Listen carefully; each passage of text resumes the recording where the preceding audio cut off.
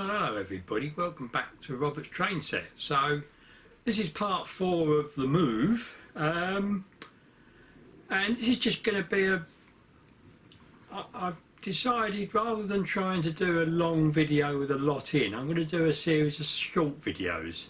So this is the first, so part 4. So I'm up in the loft, as you can see, and behind me is a bit of Conti board I bought for the planned extension to the layout, which I won't do, I don't think, straight away. I'll try and get the layout working right and then adapt it to this bit. And the reason I bought this is today I've been to B&Q and I thought I'd better do me electrics reasonably well, because I can hopefully be here a long time, so you know, do it properly with boxes. So what I'm going to do next is I'm going to take off the camera off the tripod and show you what I bought. Also at the end of this video, one of my subscribers was quite interested in the electric bike I bought, because he's thinking of getting one. So I've just got a little bit at the end of this, well not that little, but just to show you the bike and just explain the electric controls on it, which you might find interesting. If not, just turn it off. But I said I'd do it, so you need to keep your subscribers happy, don't we? So as I've said, what I'm going to do is I'm going to put up a series of short videos, I think, if that's all right with you, and then show my progress as I go. So the first bit, obviously can't do anything without a bit of timber to put it on. So here's my timber that was delivered this morning. This is filming on a Saturday, and this timber came this morning. The long pieces are 3 metres 600 long. I did ask him to cut it to 10 foot, but he didn't. But it's not a problem. I've got my chop saw here, so hopefully I can cut that. And then obviously the 50 by 50, or the 2 inch by 2 inch you can see down there, is for the cross braces, and hopefully they're going to go under the joints, because obviously I've got joints in my layout, haven't I, if you remember. And then the shorter bits here are for battens along the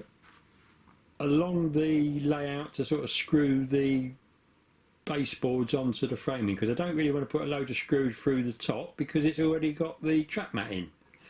And you know, you might think I'm moving up here and it'll all change, but it won't really. It's a location thing, not a make it huge thing. Okay. The bit of Conti board is just, I thought, well, I've got this length, I can use it. So well, there we go. So I hope it's not over the top, but these are the lights I'm going to put up. They're old lounge lights. Marilyn didn't like the shiny brass, so we had the sort of antique brass, so these are surplus of requirements. So I'm going to hang these up, they'll be a bit posh, won't they? And obviously take the electrics up to it. So I'm going to swing round a bit now and show you what I've got on my bench. So these are all the bits I found rooting about, all the boxes and everything. So I got some 2.5 twin and earth. I've got some clips.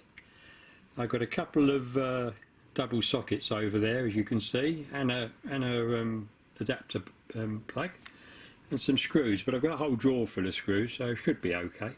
And then what I bought this morning, besides the Conti board, was all these. So these are just, you know, to join different wires together safely. And I've got some connectors here which I probably won't use a lot of, but I thought while I was there I'd get it. I've got 2 lots of cable here. So this is 2.5 twin and earth, which is for the mains power to the sockets, along with their fixing clips. And this one is 1.5 twin and earth, which does the lighting system, because I do need earth, because those lights that I'm hanging up have got metal in them and you need to earth them, and obviously some clips to go with. And also quite important is some earthing strap, because the twin and earth only has a an earth wire that's not got any PVC thing around it. So we won't put a bit of this in the actual boxes to stop it arcing or anything. Okay. They've got different sizes of these connection boxes. The big ones are 5-way, basically for mains, and the smaller ones are more for the lighting, but well over the top, I think. And while I was there, I picked up this box of 3 warm white. They didn't have anything but warm white LEDs, but it's a 60 watt. So I've got 3 here, and I've got 3 downstairs in my dining room light over the layout, which is, you know, does work quite well. So that's what I bought today. I've got a light here because obviously when I do the lights in here I won't have any, and I've got the heater downstairs, and that's about it. And I think I can now sort of get on with it, really. Yeah, I think I can get on with it. So I'm going to put you back on the tripod and just a few more bits, and then that'll be that. So I've had quite a few comments on my last one, number 3, and I'm just going to go the other side of the camera and just explain why,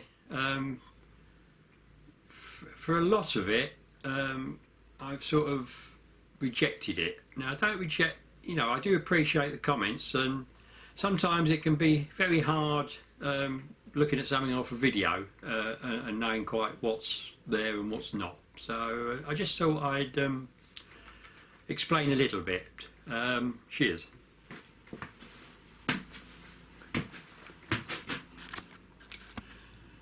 Right, so one of the suggestions I had was to run the layout along the length of the loft, i.e. from there to there. But if I can show you here, at the height I'm going, that is only 4 foot. So bearing in mind that the layout with the fiddle yard is 5 foot, it wouldn't be very easy to do. And the other thing, the layout is going to be at least 10 foot. So if I put my tape out, I know you can't see all of it, but 10 foot would near enough fill up the whole of this space between the bench and this storage. So yes, I know I could get some of this storage out of here and do it, but you can see there's still quite a bit of stuff in here, and I don't really want to do that. So that was why I didn't think that was feasible, shall we say. A lot of the other things were about putting windows in the roof and lining it and insulating it and all that. I know it's sensible, and you know, if I was a proper modeller I'd have got this all done before I even attempted to get the railway running, I think. But I'm going to get it up here, get it running, and we'll see how we go. And at a later date, yes, I may put some insulation. I don't think I'd ever get a window in it. It's too much upheaval and work, and I don't want that. Okay. So yeah. So this is going to be about it, plus the bike at the end, and then I shall show you some more of it in future parts. I've got a question for you. I've got a Bamber Gascoigne question from, what's her name? You can appreciate, I'm sure, that I've got to get those long beams that are down there between that strut, this strut, and that strut, and the same on the other side. And it's usually better, isn't it, to have your model railway level. I can't measure up from the floor because the floor's got a nice big bow in it and all over the place. So without using a high-tech apparatus that you can buy, how would you get a level line on that one, and on that one? And remember, I'm buying me Todd as well. So any ideas? So please put it in the comments, and there's no prizes, but you know, you've got the satisfaction of knowing you know what I know. Cheers everybody, cheers. So just to finish off, I thought I'd relocate that there. Got no trains running, unfortunately. Behind my head is the laptop. I've been trying to upload Monday's video for you, which is about a half an hour video, and it's decided to give up the ghost at about 2 hours and 5 minutes to go for uploading it, and at about 78%. So why? I don't know.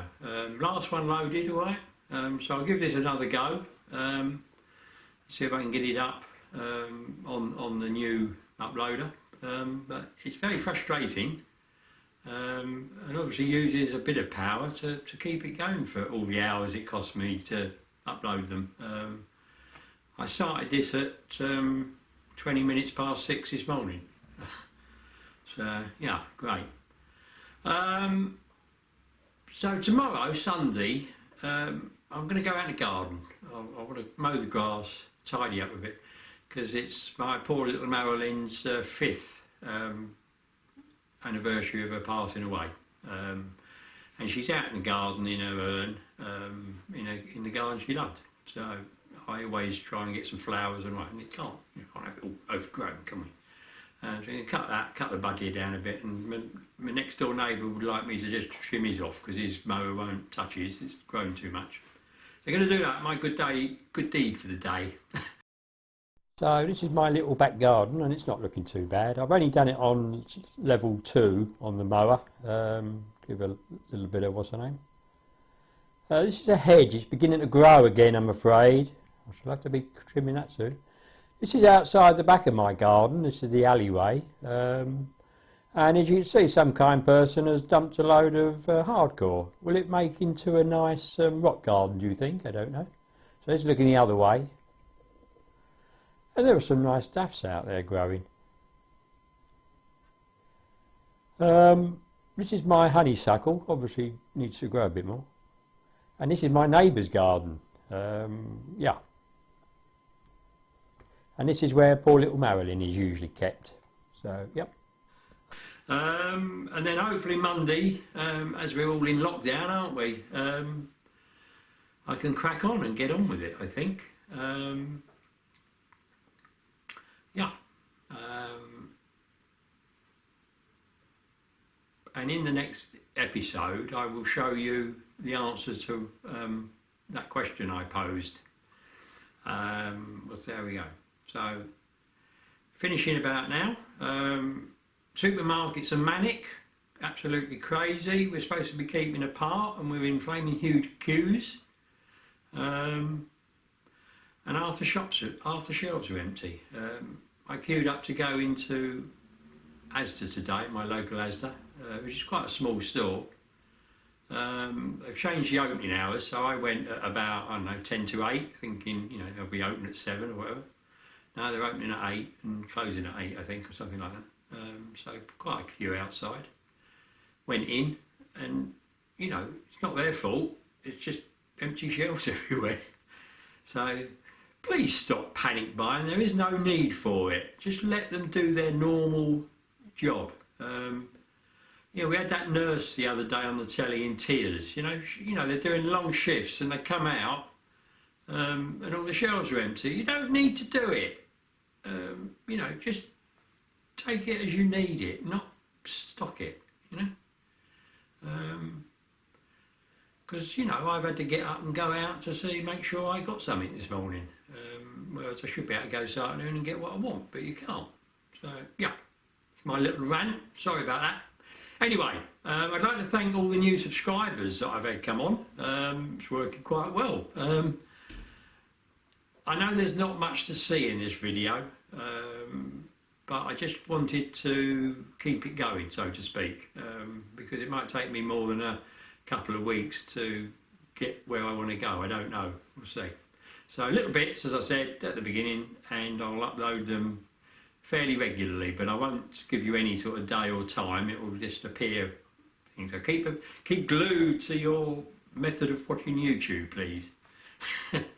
or not, of course. Cheers everybody, cheers everybody, thanks, bye. In one of my last the moves, I did a piece on my Sunday dinner, if you remember. I must say, for a channel that's about trains, I didn't half get a lot of comments about my food, so warning, is Sunday dinner coming up again. So I had some nice lamb chops this Sunday just gone, some spuds, and I used the bits up from the casserole, so the carrots and the what's the names, the mushrooms, and I really enjoyed it. So hope this goes. So sorry about that. So I had one subscriber who seemed quite interested in the electric bike I've bought that I've mentioned a couple of times. So this is where I'm keeping it in my shed, which equally is fairly congested, as you can see, as usual, but it works well. So I've got it on a stand here, and I'm actually filming it from outside the shed because I can't get the whole bike in from inside the shed. I'm now going to take the camera off the tripod and just show you a few of the details while it's sitting there on its stand. So as you can see, it's got disc brakes on the front and the back, and the battery is in this part of the frame, so you don't actually see it, and you charge it by plugging the charger into there. This is the control for the electric part of the bike, so if you turn it on like so, and you can see I've got a full charge in there, which is good. I've done a few little bits of running on it, so it's quite good. And that one there, if you click it, gives you increasing amounts of assistance. Now it won't give you assistance unless you're pedalling, so the minute you stop pedalling it stops, and you do notice that. So, and the other feature of this is this 6 km/h button. Not only does it switch the headlight on, but it's so that you can walk with the bike, but the motor gives you help. So if I turn it on and then I aim at the back wheel, you have a watch, and there we go, and it goes round, and it's quite useful actually. And the minute you let the button go, it stops. So a bit of a workout, walking at 6 km/h perhaps. Any things that I'm a bit you have to get used to, I think. It's not a fault. When you've got it on battery power on the number 1, so on that first light, and you're trying to do any manoeuvres, you've got to remember the minute you pedal, it'll give you that you know, behind you. So if you're trying to get through a turnstile or something, don't have it on because it'll all end up in tears. But it's a nice looking bike. The colour was teal, although I must admit on the monitor of this camera it looks green, but it's actually blue, so it might be because I've got a light in the shed which is just a normal bulb. And it weighs about 20 kilos, which is reasonably heavy, but yeah, I liked it. I had to put a bit of it together when it came, but the carrier was with it and all the mud guards, as you can see. So I hope this pleases my subscriber and he'll go out and get one. So I bought this from Ideal World, you know, a TV channel, shopping channel, which at the time it looked a reasonable deal, and they were knocking off 200 quid to what they normally sell it at. But if you're interested, I think they sell them on eBay for a bit more, a bit less than I paid. But I'm not that au fait with eBay and don't like it much. So, but as you can see, that's the name of the bike, or the name of the manufacturer. And they do, I think they do a range, you know, or they certainly do on Ideal World. But have a look, see what you think. But I'm relatively happy with it, I must admit. And going up the hills with that electric power is lovely. I don't think I'd make it up, some of them. I'm getting on a bit, as you know. Well, not that old, but yeah. So the other thing I was, you know, I haven't had a bike for quite a long time, probably 15 years or so. Did have a bike when we first moved here, but Marilyn wasn't too happy riding it about, so we both got rid of them. What I was surprised about was the pressures in these tyres. You know, we're used to car tyres being blown up to sort of £30 per square inch. Well, these tyres, they got on the sidewall, anything from 50 is a minimum, 50 psi, right up to 85. I've got a little compressor, you know, like a battery one that you plug into the car socket there, and I use that because I'd never pump them up to 50 with my pump that I've got on the back here that I bought. You know, I've got a normal pump. Well, how I would have got it up to 50, I do not know. I think my arm would have fallen off first. Anyway, right. Cheers, everybody. Cheers. And keep well. Yeah, keep well. Might be a good thing to say, mightn't it? Bye.